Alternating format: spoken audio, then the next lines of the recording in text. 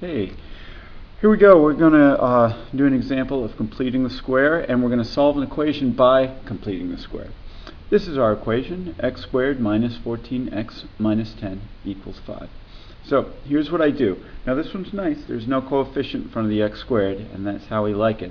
What I do is take this negative 10 and 5, move it off to the side, because we're not going to deal with that immediately. Minus 10 over here, and a 5 over here. Alright, so what are we going to be working with? We're going to be working with the x squared minus 14x.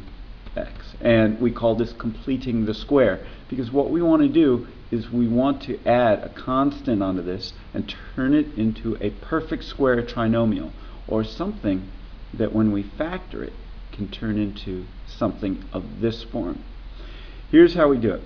One way we can do it is we can look at this number and say what I need is half of this number squared. Okay, and it's half of negative 14 squared. So half of negative 14 is negative 7. Negative 7 squared is positive 49. And since we used a negative 7 here, we can fill this in as x minus 7. And let me demonstrate why that works using the box method if you aren't comfortable just calling it out like that. So here we go. We have an x squared here. And we know that these two numbers here have to add up to negative 14x.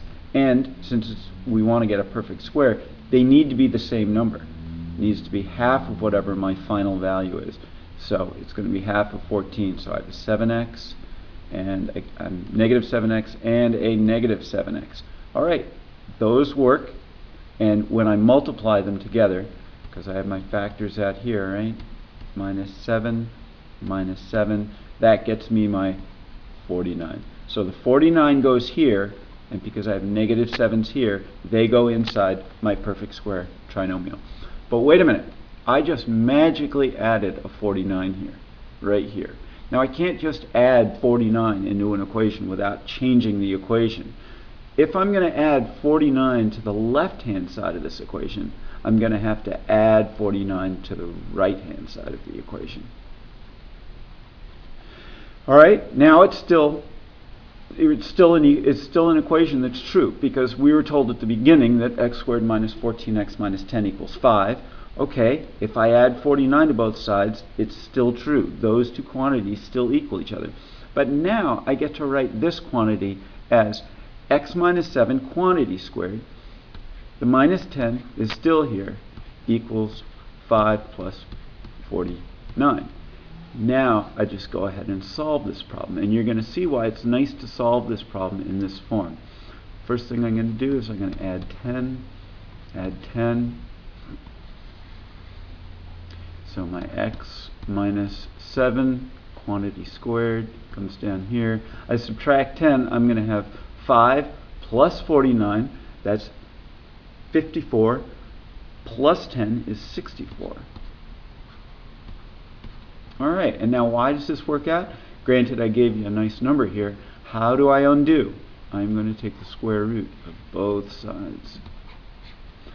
And the beauty of this is the square root and the squared simply cancel each other out. And so I get x minus 7 equals, and this is important, we do not get 8 here, we get plus or minus 8.